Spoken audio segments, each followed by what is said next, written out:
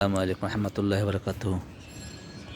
ছাদ বাগানে বিভিন্ন ফুলের বাগান তৈরি করা এটা একটা শখের বিষয়।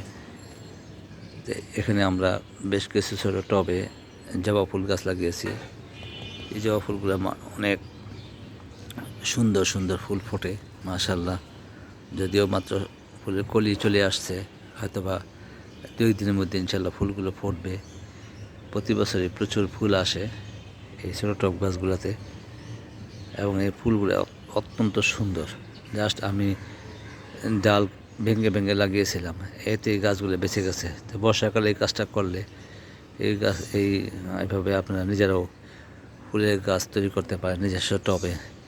জাস্ট আমরা একটা যে কোনো মেলার থেকে ভালো জবা ফুল কিনে নিয়ে আসছিলাম, সেখান থেকে ডাল ভেঙে ভেঙে আমি এই বিভিন্ন টবে বসিয়ে দিয়েছি, তাতেই গাছগুলো বেঁচে উঠছে। ধন্যবাদ সবাই। আসসালামু আলাইকুম।